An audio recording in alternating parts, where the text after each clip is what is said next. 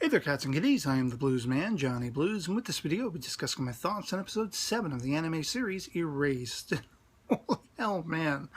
The series is a manipulative masterwork. I was completely on the edge of my seat, gripping the whole time, experiencing everything from shock to apprehension to just curiosity and wonder, and not before an immense sense, a mixture of elation and satisfaction at the start of the episode. Because, basically we pick up right where we left off with Satoru's having been experiencing this revival. We actually see it's a little bit different to how we left off at the tail end, the cliffhanger of the previous episode, where it seemed like time stopped just as soon as Satoru made eye-to-eye contact with the killer in the present day. And then we saw the butterfly denoting the revival happening, whereas at the start of this episode, there's a little more, we basically see this sloppy, smeary grin on the part of the killer in the present day. He feels he's gotten away with it. He has all the chips stacked against Satoru. They believe he murdered his mother. They believe he was working in concert with Airi, who he subsequently then tried to murder as well. All the chips are thoroughly stacked against our heroes, and we have the killer getting off scot-free. As Satoru is being sort of carried away in shackles, in irons, this guy feels like he managed to pull it off, and he's literally leaving the scene of this particular unfolding arrest. And so then we have the revival kick in as Satoru pleads to the sky. He just screams outright, let me go back. And when he does, it was just immense satisfaction on my part, because I was so relieved that he didn't have to go through all of those motions of that bond building between he and Kaio and everything like that. And he effectively sort of pops in at the most pitch-perfect point, in the museum, and it's maybe a day or 2 days before he last sees her. So all of that, world building, that foundation between them, that divide that was there, in the past, everything that we saw, everything that was so gripping and so fantastical, that moment up on the hill, looking up at the stars and the trees with the icicles and all this kind of stuff, the wolves, it's all solidified. It all has still happened exactly that way. And it's beautiful that. And it's very interesting how he is aggressive in down to the most minute detail. Now that it's so sort of fresh in his memory, he can call back on the last time he was just here, and we're going to make sure we're going to manipulate things that much further this time around. Sneaking about, he's going to, Yuki's house and popping the tires of their vehicles to assure the cops will have them in twain so Yuki cannot get the fall, be the fall guy. And there's that moment of intensity where he's talking to Yuki and it's like, what is with this guy? Like, all of a sudden it's like, was he wrong all along? Was he really murderous? And then we see it's just the relief for Yuki that something good is happening to Kaio, who deserves all of this just, betterness in her life, this friendship in her life. She's part of a group of friends now, and he's so genuinely happy. He really wants the best for these children. And that just made me smile and laugh. I was like, hell yes, Yuki for the win, And to see Satoru trying to protect him, because of how much of a good, kind-hearted soul he was.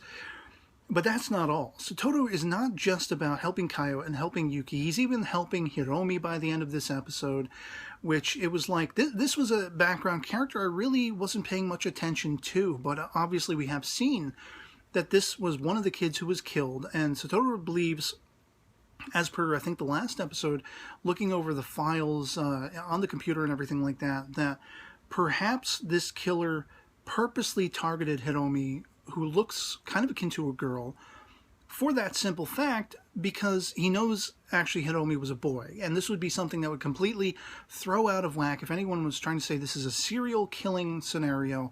Well, no, because it's different. This wasn't a girl this time, so it would completely befuddle whatever investigators were on that. At least that was the impetus behind targeting Hiromi. So protecting Hiromi was awesome, by the end.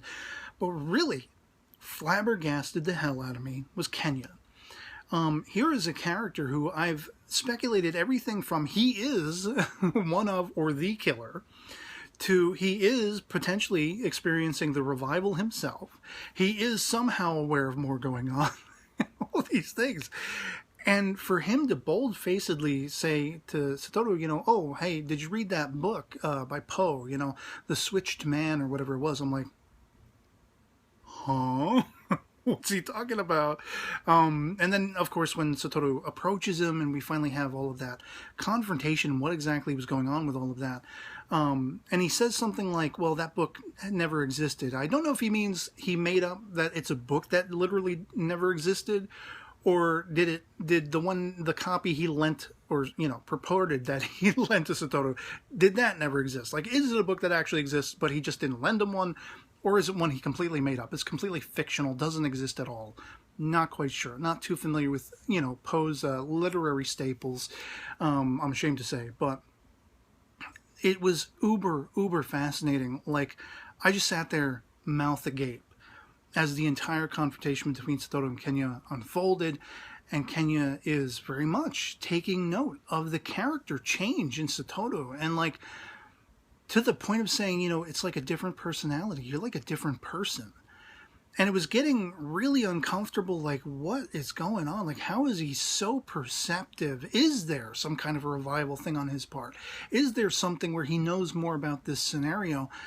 And apparently, at least for what, based on his dialogue, we're led to believe, this is something that has been on his conscience, much as it is now on Satoru's. And so the burgeoning partnership of them working together, this series is very much about setting up pseudo-partnerships that really entices and excites me. From in the first episode, having Satoru and seemingly his mother coming together until, unfortunately, she is dispatched in the present day by this would-be killer who apparently knows, she recognized him and all this kind of stuff and is trying to manipulate Satoru's life, whatever like that. I mean, there's so much craziness going on with all of that, but we had that effectively stolen, at least I felt. And it was very disappointing by the end of the first episode, that whole idea that in the present day, we weren't going to get a mother-son team-up investigating this and bringing this character to justice. At that point, I hadn't wrapped my head around the fact that there would be these revivals in time travel and how that would all work. And then we see this partnership between Satoru and Kaio, and, after that sort of all goes to put, when he snaps back into the modern present day, he has Airi at his side, he has the news reporter at his side, so it's like constantly are we seeing these characters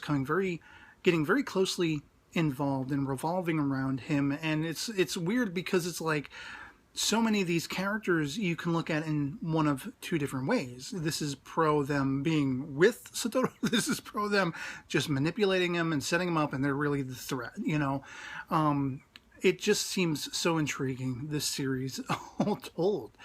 And so, like, again, I love the fact that he is so aggressive in the past now, enlisting Kenya, for all intents and purposes, to be his partner, his go-to man, because he needs somebody. He needs somebody to confide in.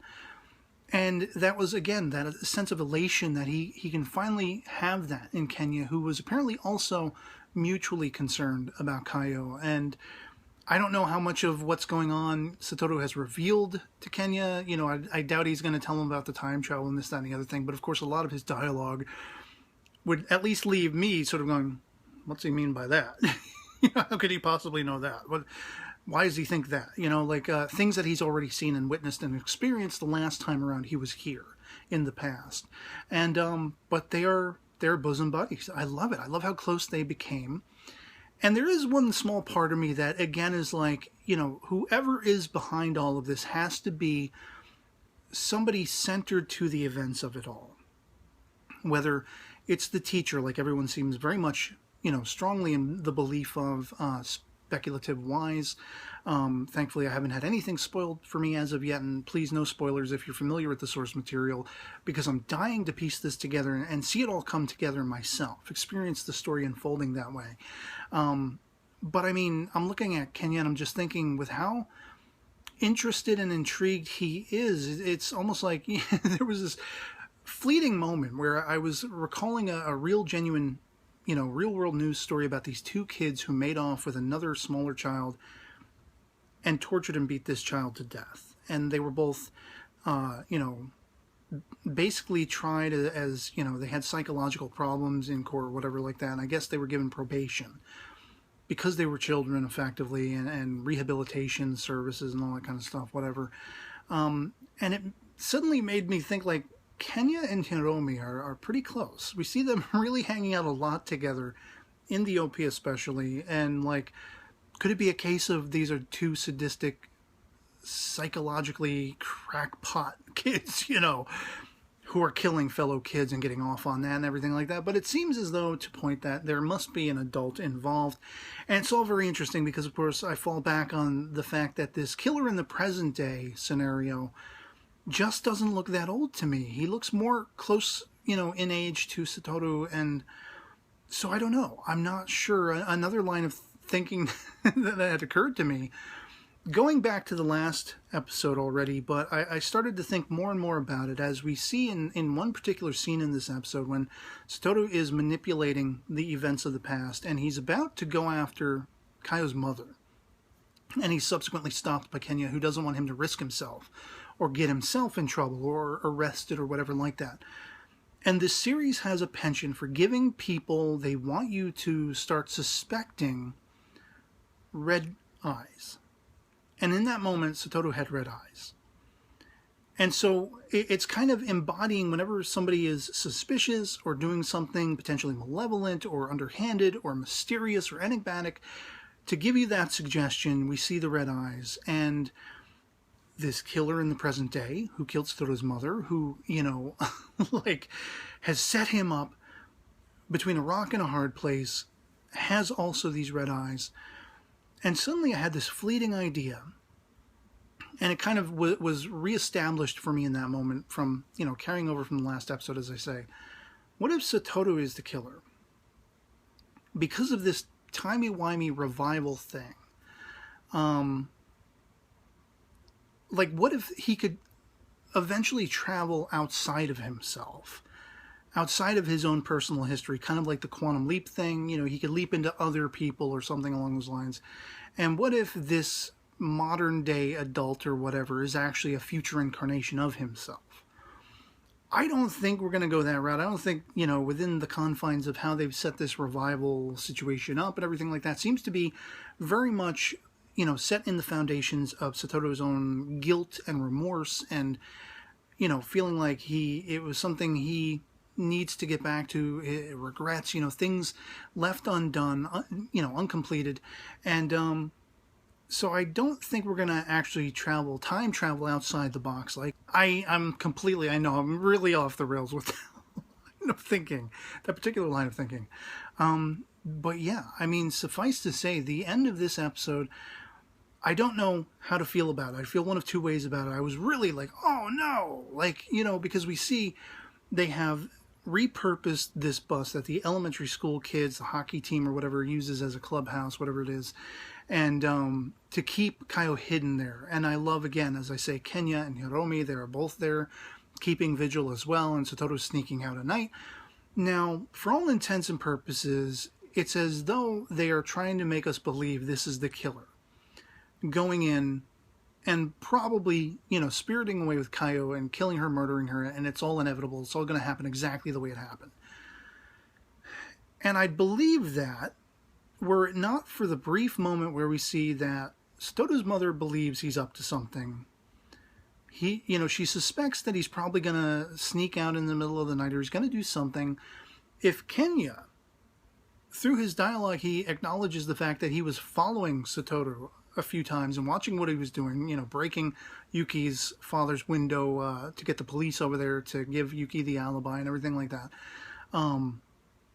If Kenya can follow him and we don't see any of that, and that's a surprise to we the viewer, then it stands to reason that whomever this is entering the bus when Kaio is by herself at the end with a backpack is maybe Satoru's mother. Like, maybe she's been following, she knows what's going on, she knows what they're trying to do for this child. We already know through the confrontation she had, you know, with basically holding back Kaio's mother's hand when she went to strike Kaio and Satoru was, you know, having his altercation with her. We know that she's aware of some of this stuff going on already. So it just stands to reason that they really maybe set up this cliffhanger to put it into your brain. Uh-oh, it's all happening. This is where we lose Kaio again. But then we're going to start the next episode, and, you know, Satoru is going to get there just in time to see, oh, the backpack was full of food and you know, goods and clothes, clean clothes, everything like that. And it's the mother just trying to help out because she knows more about what's going on, as we've seen. So, I mean, what a freaking series this is. What a freaking series this is. I swear. I don't think I've ever been this engaged, this just flabbergasted. And I mean, people, again, as I've talked about previously, assure me that the OP gives away who the killer is. And there's even one shot in the tail end of the OP when Satoru's being chased on a rooftop, and it seems as though he leaps off the edge. I began to perceive there was something when his glasses shatter. We see something, and I took it upon myself to slow it down and pause it. And sure enough, you do see somebody, I'm not going to say who or what they look like, pointing what appears to be a gun at Satoru. And the thing of it is, I'm still not confident enough, even after looking at who that character is, to say who I think it is. Could it be the teacher? Could it be Kenya grown up? Could it be, you know, there's still room for argument because these are animated characters, and at least for this particular character, the design of what we've seen of this killer in the present day thus far, there are aspects to him that look very similar to the teacher, I will admit. But again, there is the problem of the age difference. Now, this series is very clever in the fact that we have the news reporter guy who has the gray in his hair, a full beard, whether that's fake or not remains to be seen. And he would be close in age to the teacher in the present. Whoever this character is doesn't seem to look that aged. But then you have the opposite side of the coin in Stota's mother, being in her 50s or whatever and looking very youthful, looking very young. So they're very clever in the misdirection of this series. We don't know, based on what age a person may appear to be, you know, who this killer could be based on that. It's very faulty ground to try to, you know, get your bearings on, is what I'm saying. And at least for me, while people seem very assured as to who they believe the killer to be and all this, that, and the other thing, at least for me, I don't feel like there's enough evidence for my own satisfaction to really pinpoint anyone. I can see the teacher being a strong possibility, but I'm not willing to commit to it. For whatever reason, I just don't feel like there's enough there to really judge and gauge that that is the case. I'm much more leaning toward it's a Kenya grown up into adulthood being the same age as Satoru in the present, or something along those lines. You know, something where it's somebody much closer, somebody much more obvious, somebody that would have the information and be able to manipulate things from within to get away with everything they've gotten away with. We simply don't know where all of these other characters are in the present day. So, I don't know. You know, at least for me, as I say, it's still all up in the air. But that is why I'm loving every minute of this series, because it has me on my toes, on the edge of my seat, every minute of every single episode, trying to piece together what in the hell is going on. And so, yeah, enough of my rambling on this one. I'd love to hear from you guys in the comments below what you thought of episode 7 of Erased, if you've seen it. If you feel for your own sort of speculative point, you know, any more or less assured as to who you think the killer is in the present day, in the past, do you think this was happenstance? Do you think it could be the news guy having been the roving reporter and being able to be in the right place at the right time to hurt these kids and then cover it in the news and manipulate the news? Do you think it could be Yuki's father, which was another point of, you know, speculation? Do you think it's the teacher? Or do you think it could be one of these fellow classmates who is very sadistic in childhood and grows up to be just as much in the present day and trying to set up a former friend in Satoru? Or do you think my wild flights of fancy about, you know, distant relations in the future, or a future incarnation of Satoru himself, could have traveled back in time and completely gone crazy to F things up in this show, in this universe? Anything goes in the comments below. Our POVs can certainly disagree, love it, or hate it. Let me know what you thought of this episode and what you think is going to happen next. And otherwise, that'll be pretty much it from me on this. Hope this video finds you well, and I'll catch you all later. Peace.